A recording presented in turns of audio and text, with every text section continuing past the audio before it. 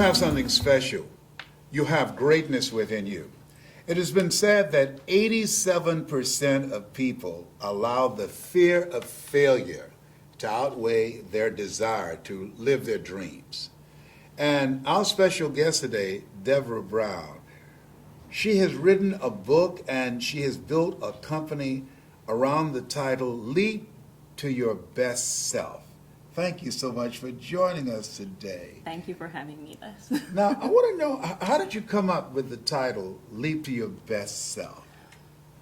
It's a personal story there. I wanted to leap to my best self and realized that I wasn't there, and I wanted it for other people.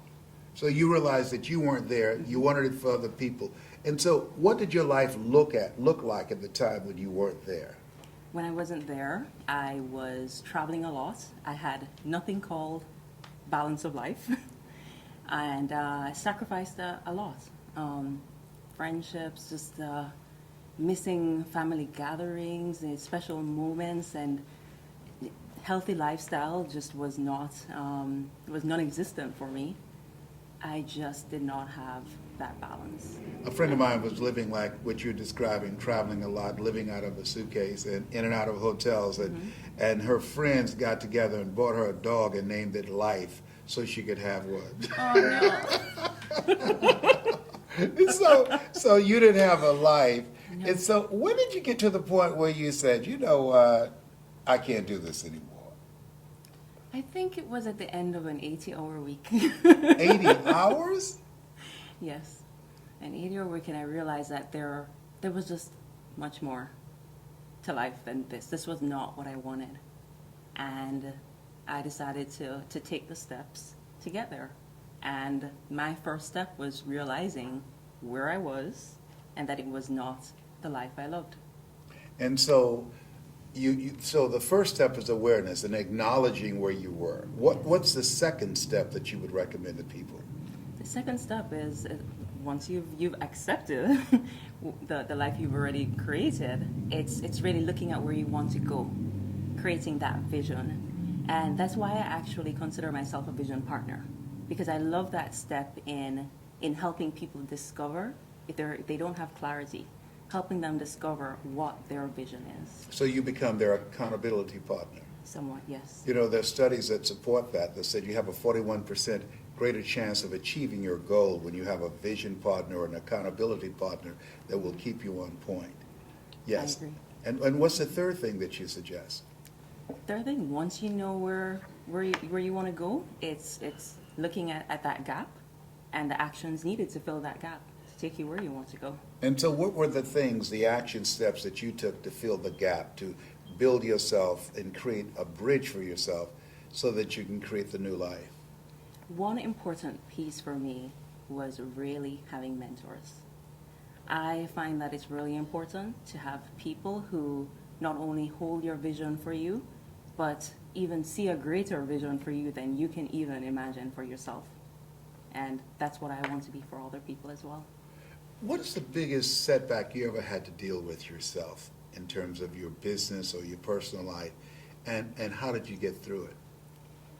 You know, it is funny that you say that, Les, because I really haven't had a life of ups and downs.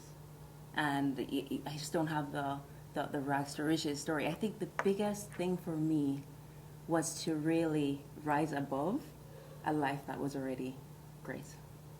That was already great. Yes. It was good. It was but good. I wanted to make it great.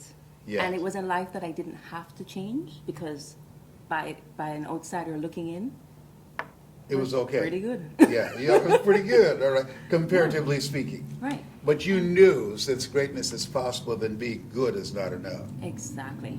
And so that became a yearning, or It was you a just woke yearning. up one day and just said, this is not enough? How did it come on? It was a yearning. I felt that I was selling myself short. I knew that I had more to offer.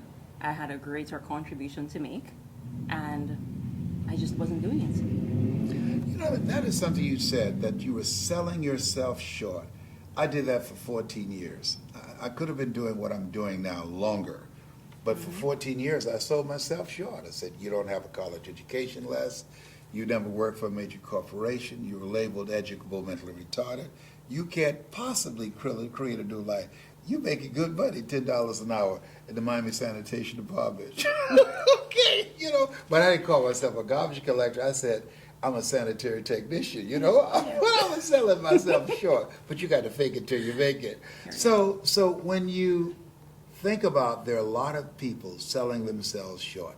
Some are not aware of it, but you knew, you came to a point where you said, I can do more than this. When was that for you? For me, it was really when I worked with I do a lot of volunteer work. I enjoy volunteering, and I think it was really working with the homeless people one Thanksgiving, and I came across a few individuals where you could tell that they weren't where they wanted to be in life, of course, because they're homeless, and they just needed a positive word spoken to them. And for some of those, it seemed like my interaction with them was a glimmer of hope. And that experience for me realized that I needed to go after my first love, which was working with people and building people up. So for me, that was the beginning of realizing that I needed to be on a different pursuit, a different path. Doing your first love, which is helping people. You know, Horace Mann said we should be ashamed to die until we've made some major contribution to humankind. And so your contribution is helping people to leap to their best self. So now you're a speaker, you're a trainer, you're an author, and you're leaping to your best self. Yeah. Congratulations, good for you. Thank you. If you look at your life, look into the future, 5 years from now, how do you see Deborah?